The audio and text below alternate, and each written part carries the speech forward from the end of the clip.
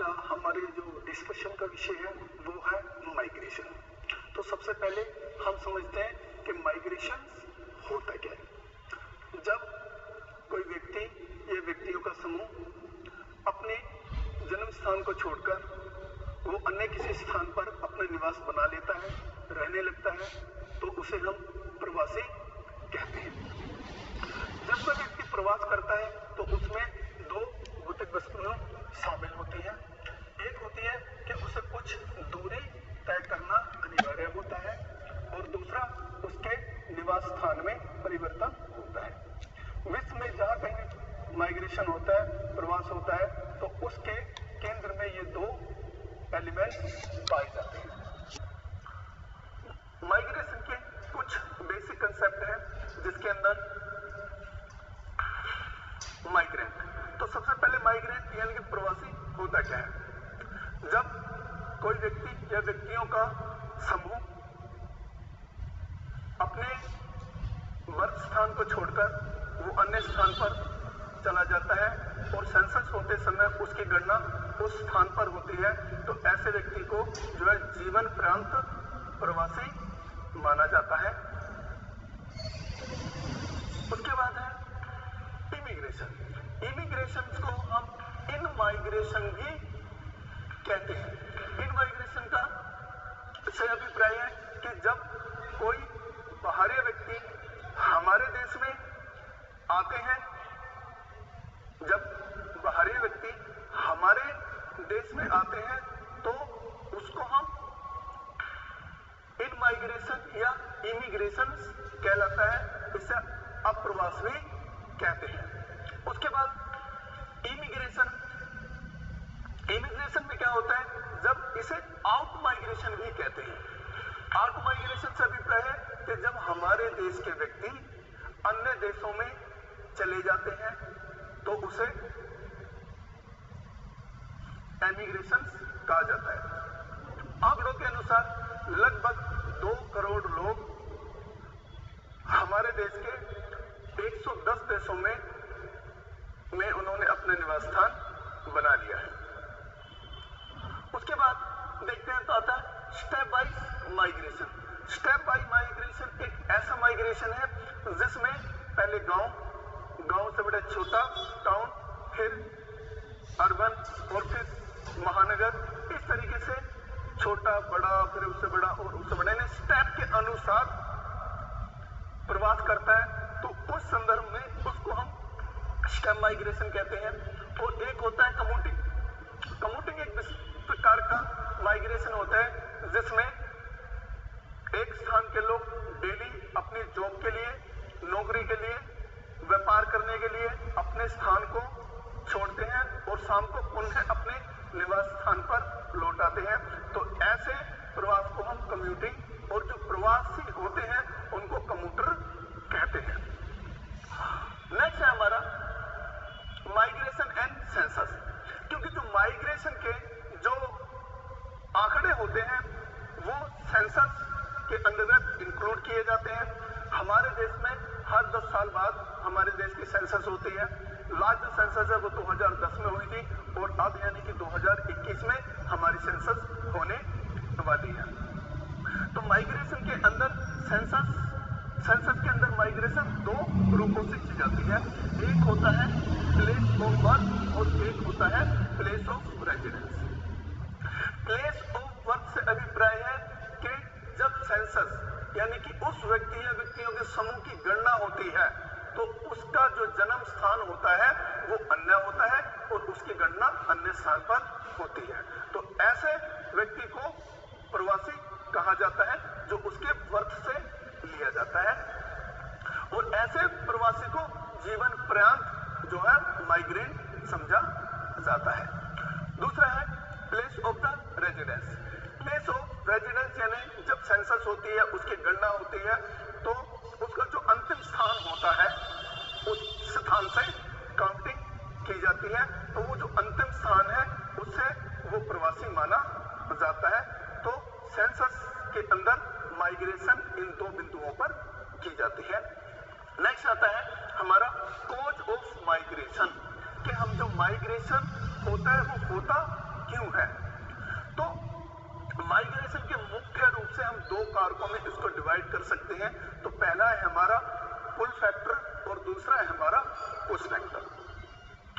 पुल factor वो factor कहलाते हैं जब व्यक्ति आकर्षित होकर अपने स्थान को छोड़कर अन्य स्थान पर पहुंच जाता है।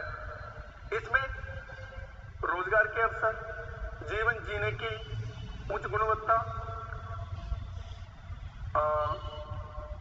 नई इन्वेंशन, नई खोजें, एजुकेशन, हेल्थ फैसिलिटीज, सिक्योरिटी की दृष्टि, शहर की चकाचौंध, एकाकी जीवन, प्राइवेसी का होना। जब व्यक्ति इन सब चीजों को प्राप्त करना चाहता है तो वो अपना निवास स्थान छोड़कर शहरों की ओर बस जाता है। तो ये एक मुख्य कारण होता है। दूसरे जो कारण होते हैं वो हमारा होता है पुश फैक्टर। पुश फैक्टर जैसे कि हमें धक्का मारना, यानी जब किसी क्षेत्र के लोगों को ये आभास होता है कि वहां उसका जीवन सुरक्षित नहीं है। अब जीवन सुरक्षित कई तरीके से हो सकता है। वो किसी कम्युनिटी का डर भी हो सकता है, वो दमन व्यक्तियों का आक्रोश हो सकता है उसके प्रति, या फिर जीवन जीने के संसाधनों की कमी, अन्य स्थान पर अच्छी अपॉर्चुनिटी मिलना। तो यानी कि ऐसे कारक जो व्यक्ति को निकल जाने के लिए पुश करते हो, उसको धक्का देते हो, तो उन कारक को हम जो बोलते हैं वो पुश फैक्टर बोलते हैं। कहीं भी माइग्रेशन होता है उसके सेंटर में जो ये दो ही फोर्स काम करती हैं, एक पुश फैक्टर और दूसरा पुल फैक्टर। तो इनमें कुछ मुख्य कारण है, वो है नेचुरल रीजन, नेचुरल फैक्टर। तो नेचुरल फैक्टर में हम देखते हैं तो क्या आता है, यूएसए के ज्योग्राफर कुमारी सैंपल्स ने लिखा है कि नेचुरल रीजन जो होते हैं पॉपुलेशन को माइग्रेट करने के पीछे जलवायु परिवर्तन होता है। कुमारी सैंपल अपनी किताब में लिखती हैं कि जो आदमी का उदय हुआ वो मिडल ईस्ट में हुआ, लेकिन वहां की जलवायु परिवर्तन होने से क्या हुआ, वहां जो मानव रहते थे उनमें से कुछ साउथ अफ्रीका, दक्षिणी अमेरिका चले गए, कुछ अफ्रीका चले गए, कुछ दक्षिणी एशिया में आ गए और कुछ चीन में चले गए। यानी कि जो प्राकृतिक रूप से जो प्रवास होता है उसके पीछे जलवायु परिवर्तन होता है। दूसरे, आज के संदर्भ में अनेक डिजास्टर देखने को मिलते हैं, चक्रवातों का आना, लैंडस्लाइड होना, भूमि की फर्टिलाइज शक्ति खत्म हो जाना, एवलांच आने, ज्वालामुखी का फटना। ये ऐसे फैक्टर हैं जिनके कारण लोग अपने स्थान को छोड़कर अन्य स्थान पर रहने के लिए मजबूर हो जाते हैं। उसके बाद है इकोनॉमिक कारण। अब इकोनॉमिक कारण में हम देखते हैं तो क्या होता है, व्यक्ति को जीने के लिए उसकी कुछ बेसिक नीड्स की जरूरत होती है। बेसिक नीड्स में क्या आता है, फॉर एग्जाम्पल के तौर पर हम देखते हैं तो उसमें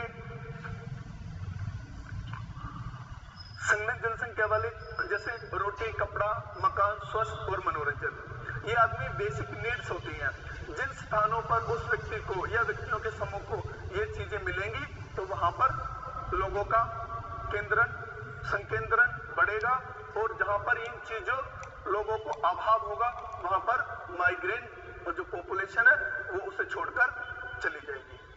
आर्थिक कारकों में कई तरह के कारक हैं जिनमें जनसंख्या वाले क्षेत्रों में जीवन निर्वाह के साधनों की कमी, कृषि प्रदेशों में नवीन भूमि की प्राप्ति, सिंचाई सुविधाओं का विकास, खनिजों की उपलब्धता, वन संपदा की प्राप्ति, यातायात की सुगमता, ऐसे कुछ मुख्य रीजन हैं जिस कारण जो है लोग प्रवास करने लगते हैं।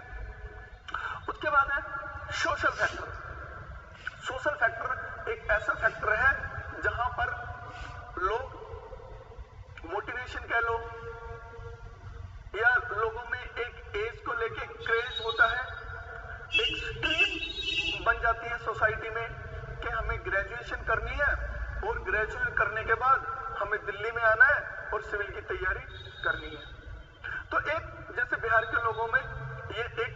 डायरेक्ट पाया जाता है कि वहां के लोगों ने ग्रेजुएशन करी और दिल्ली में मुखर्जी नगर आकर आईएएस की कोचिंग लेते हैं।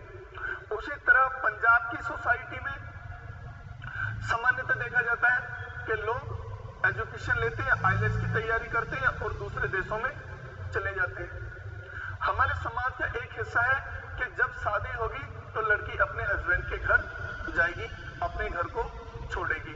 तो इस प्रकार के बहुत सारे रीजंस होते हैं जिनको हम सामाजिक रीजंस कहते हैं, जिसके कारण लोग अपने जन्म स्थान को छोड़कर अन्य किसी स्थान पर बस जाते हैं।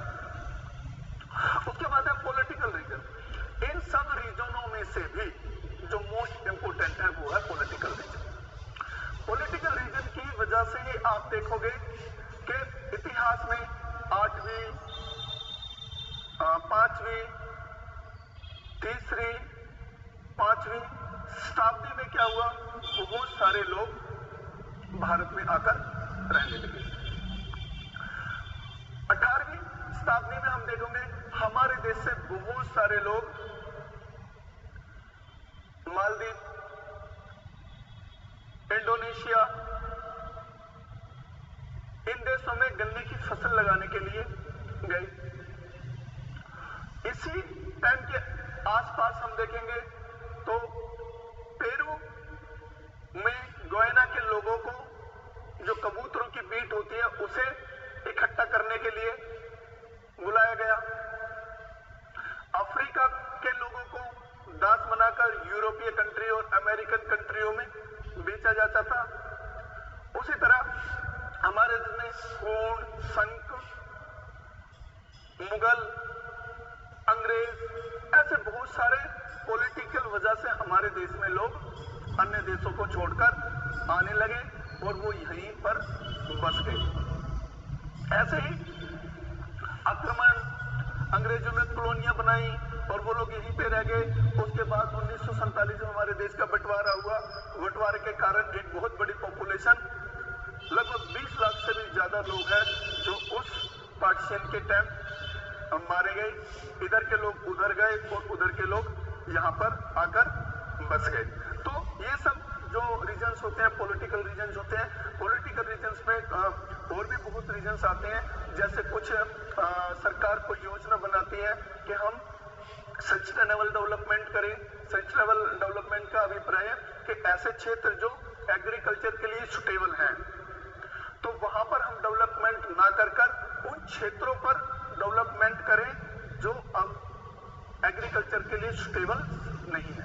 तो वहां पर सपोज कर लो सरकार ने कोई स्पेशल इकोनॉमिक जोन्स बना दी। अब स्पेशल जो इकोनॉमिक जोन बनेगी तो उसको पूरा करने के लिए अन्य यूनिट भी लगेंगी। उन यूनिटों में काम करने के लिए स्किल्ड और अनस्किल्ड लेबर की जरूरत होगी। तो इस तरीके से एक कंपोजिशन, एक प्रकार का कलेक्शन वहां पर हो जाएगा और वहां पर लोगों का माइग्रेशन होना, वहां पर आना लोगों का शुरू हो जाएगा। यानी अब प्रवास वहां पर लोग आने लगेंगे और वहां पर एक कॉलोनी या कुछ भी बन सकता है, जो इसलिए कहा जाता है कि जो राजनीति है, राजनीति के कारण है वो माइग्रेशन में एक विशेष स्थान रखती है।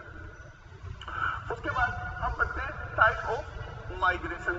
टाइप ऑफ माइग्रेशन में आप देखोगे तो इसको 4 भागों में हमने डिवाइड किया है, जिसमें पहला है on the basis of distance, second है on the basis of time, third है on the basis of cause और फोर्थ है on the basis of area.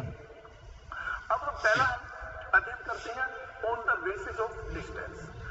इस आधार पर जो हमारा माइग्रेशन होता है वो 2 प्रकार का होता है। एक होता है हमारा लॉन्ग डिस्टेंस और दूसरा होता है हमारा शॉर्ट डिस्टेंस। लॉन्ग डिस्टेंस की जो माइग्रेशन है इसमें ज्यादा जो लोग होते हैं वो यंग पॉपुलेशन होती है। 18 साल से ऊपर से लेकर 45-50 साल तक के जो लोग हैं वो इस प्रकार का जो है डिस्टेंस करते हैं। क्यों करते हैं? क्योंकि इस उम्र के पॉपुलेशन में, जनसंख्या में रिस्क लेने की भावना होती है। वो सब कुछ अपने कदमों के लिए, कदमों के नीचे करना चाहता है, वो दुनिया को अपनी मुट्ठी में करना चाहता है। और इसमें ज्यादा जो परसेंटेज होती है वो मेल पॉपुलेशन में पाई जाती है। दूसरा शॉर्ट डिस्टेंस इस प्रकार का जो माइग्रेशन होता है एक गांव से दूसरे गांव के लिए ज्यादातर होते हैं निश्चित दूरी पे होता है, और इस प्रकार का जो माइग्रेशन होता है वो महिलाएं ज्यादा करती हैं। उसके बाद आता है on the basis of time के आधार पर जो हमारा माइग्रेशन होता है वो 3 प्रकार का होता है, डेली माइग्रेशन, सीजनल माइग्रेशन और लॉन्ग टाइम माइग्रेशन। ठीक है, अब डेली माइग्रेशन क्या होता है, हमने यहाँ पर देखा जितने भी हमारे मेगा सिटीज हैं उनमें क्या होता है, उनका जो सेवा क्षेत्र होता है, जो फ्रिंज एरिया होता है, उस फ्रिंज एरिया से लोग डेली काम करने के लिए सिटी में जाते हैं और शाम को काम खत्म करके पुनः अपने निवास स्थान पर लौट आते हैं। एग्जाम्पल के तौर पे एनसीआर क्षेत्र से अंबाड़ा, कुरुक्षेत्र तक जो लोग हैं दिल्ली में काम करने जाते हैं, और इधर आगरा, मथुरा, गाजियाबाद से लोग जो है दिल्ली में काम करने के लिए जाते हैं और रात को वो पुनः अपने घर पर वापस आ जाते हैं। इस प्रकार का जो माइग्रेशन होता है उसको हम डेली माइग्रेशन कहते हैं, और इस प्रकार जो लोग माइग्रेशन करते हैं उन्हें हम कम्यूटर के नाम से जानते हैं। उसके बाद है सीजनल माइग्रेशन। सीजनल माइग्रेशन जो है एक विशेष प्रकार का माइग्रेशन है। इसमें क्या होता है, लोग या लोगों का समूह, जैसे जम्मू कश्मीर में बक्कड़वाल गुज्जर एक विशेष मौसम में अपने पशुओं और खुद को पशुओं के साथ चले जाते हैं हिमालय के ऊपरी भागों में, और वहां कुछ समय रहते हैं और उसके बाद वो पुनः दोबारा वापस लौट आते हैं। उसी प्रकार हरियाणा, पंजाब, वेस्टर्न उत्तर प्रदेश, इन क्षेत्रों पर पूर्वी उत्तर प्रदेश, बिहार, उड़ीसा और मध्य प्रदेश की लेबर एक पर्टिकुलर सीजन में काम करने के लिए, लेबर करने के लिए आती है। वो यहाँ पर 3-4 महीने रहते हैं।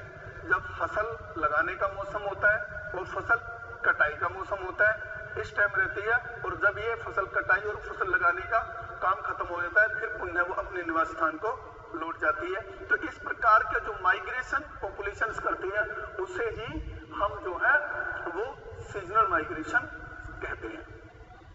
नेक्स्ट जो है वो है हमारा on the basis of course, यानी कारण के आधार पर माइग्रेशन कितने प्रकार का होता है। तो उसमें इकोनॉमिक रीजन है, सोशल रीजन है, रिलीजियस रीजन है और पॉलिटिकल रीजन है। इकोनॉमिक रीजन को अभी मैं बताकर हटाऊं कि बहुत सारे रीजन होते हैं, रोजगार की तलाश में, जीवन की अच्छी गुणवत्ता के कारण, उपजाऊ भूमि का पाया जाना, सही है, सिंचाई के साधन, फर्टिलाइज भूमि की प्राप्ति, ये सभी ऐसे रीजन हैं जो इकोनॉमिक रीजन कहलाते हैं, और इनकी वजह से लोग एक स्थान को छोड़कर अन्य स्थान पर चले जाते हैं। जैसे पहले कोल, पेट्रोलियम, पहले ये रिसोर्स नहीं थे, जब से औद्योगिक क्रांति आई उसके बाद ही कोयला एक रिसोर्स बन गया, पेट्रोलियम एक रिसोर्स बन गया।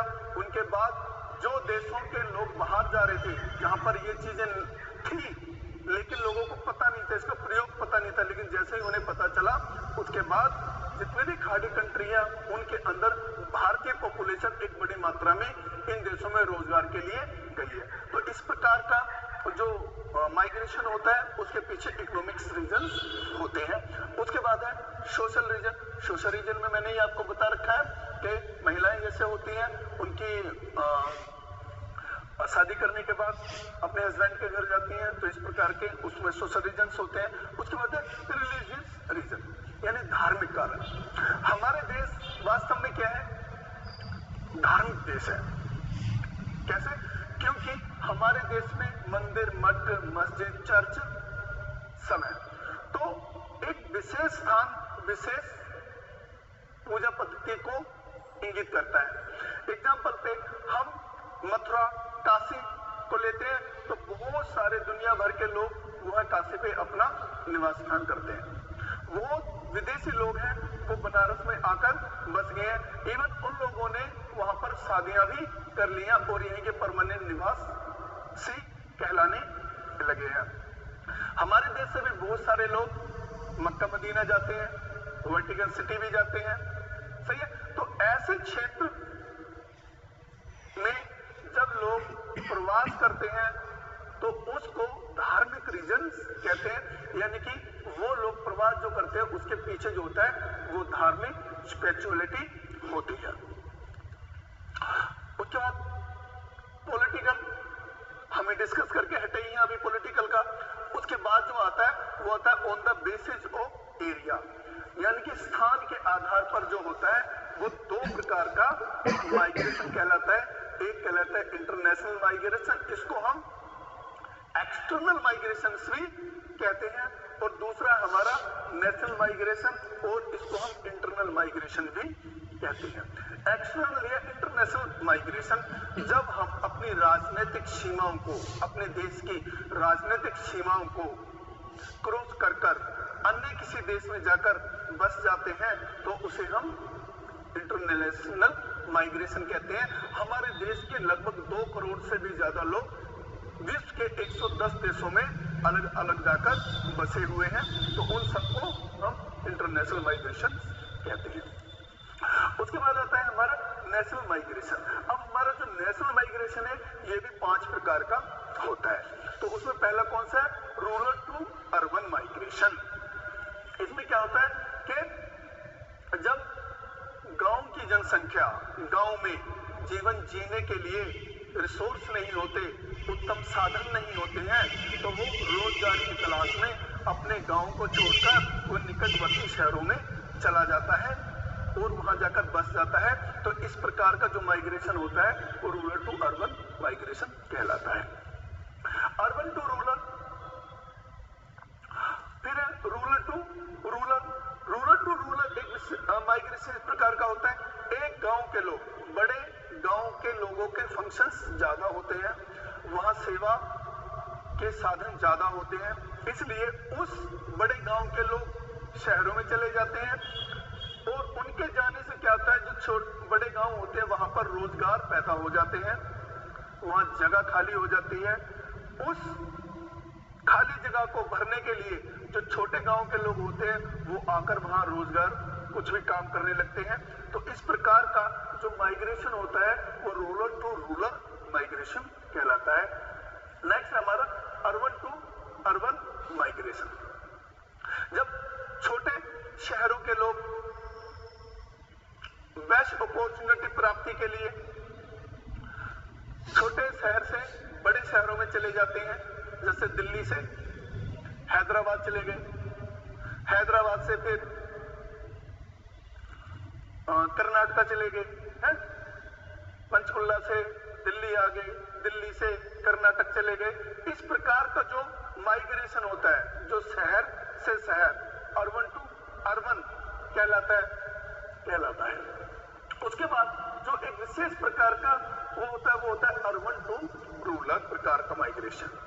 ये एक विशेष प्रकार का माइग्रेशन, इसमें क्या था, जब व्यक्ति शहर की चकाचौंध से परेशान हो जाता है, उसमें अपवाद पैदा होने लगता है, डिप्रेशन आने लगता है, पोल्यूशन की समस्या, ट्रैफिक की समस्या, एकाकी जीवन, रोज जगह का महंगा होना, लोगों की भीड़, इन सब से व्यक्ति जब तंग हो जाता है तो वो क्या करता है, शहर से वो गांव की ओर निकलने लगता है, और जो उस अर्बन का जो फ्रिंज एरिया होता है वो वहां पर आकर रहने लगता है, अपना निवास स्थान बना लेता है। इस प्रकार का जो माइग्रेशन होता है वो अर्बन टू रूरल माइग्रेशन कहलाता है।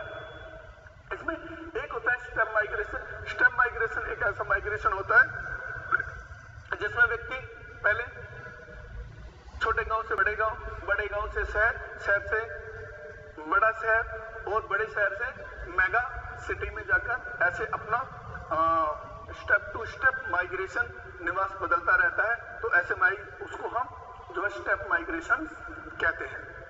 नेक्स्ट हमारा आता है वो है इसके कारण क्या है, इसके परिणाम क्या है।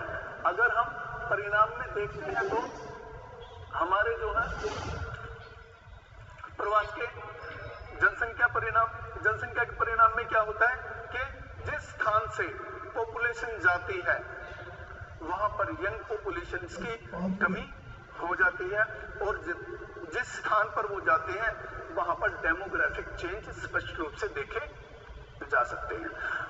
अब जिस स्थान पर शहरों में वो लोग जाते हैं तो वहां पर क्या होता है, एक गंदी जो बस्तियां हैं उनकी डेवलपमेंट हो जाती है, फिर आगे जाके वो क्राइम को भी, क्योंकि जीवन जीने के लिए जो बेसिक नीड्स हैं वो मिलनी चाहिए, अगर वो उन्हें बेसिक नीड्स नहीं मिलती तो वो आप क्योंकि यंग है, एनर्जी उनमें पूरी होती है, रोजगार उन्हें मिलता नहीं है, फिर वो जो है वो गलत कामों में लग जाते हैं। आर्थिक परिणाम, माइग्रेशन से जो लोग हमारे देश से बाहर गए हुए हैं तो वो बहुत बड़ी मात्रा में भारत के लिए क्या धन देते हैं। आप पेवा में जाओगे, छोटा सियाना बड़े सियाना दो विलेज है, वहां आप देखोगे तो आपको वो किसी भी एंगल से विलेज लगेंगे ही नहीं। क्यों? क्योंकि वहां इतनी बड़ी कोठियां हैं, क्योंकि वहां के जो लोग हैं वो कनाडा गए हुए हैं और कनाडा से एक बहुत बड़ी पूंजी वो भारत में भेजते हैं और वहां के लोग हैं फिर उस पूंजी को आगे निवेश कर देते हैं, जिस कारण वो लोग बहुत अमीर बन चुके हैं। सामाजिक, अब जो सामाजिक और जो माइग्रेशन होता है तो वो कल्चरल का मतलब स्कैटर्ड करता है। अब भारतीय लोग जहां भी जाएंगे वो भारतीयता को दिखाएंगे, और जब हमारे लोग वहां पर जाकर बसने लगेंगे तो वहां के कल्चर को भी एडॉप्ट करेंगे। तो माइग्रेशन से जो देशों का जो कल्चर है वो एक दूसरे को जानते हैं, उससे पहचानते हैं और दूसरे को एडॉप्ट करते हैं।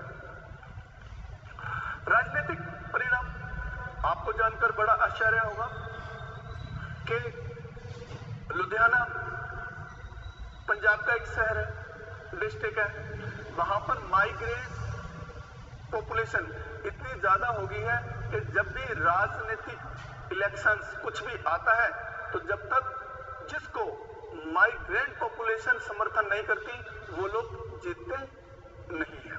यानी कि माइग्रेशन से किसी देश की राजनीतिक दखल अंदाजी भी हो सकती है। पर्यावरणीय, नेक्स्ट जो हमारा परिणाम है वो होता है पर्यावरण को दूषित करना। तो जब एक स्थान पर ये पॉपुलेशन चली जाती है वहां पर जो है स्लम डेवलप हो जाते हैं, स्लम डेवलप होते हैं तो उससे क्या होता है, उससे हमारा जो पर्यावरण है वो भी दूषित हो जाता है। होप आपको माइग्रेशन का ये जो चैप्टर है समझ आ गया होगा। नेक्स्ट चैप्टर के लिए हम थोड़ा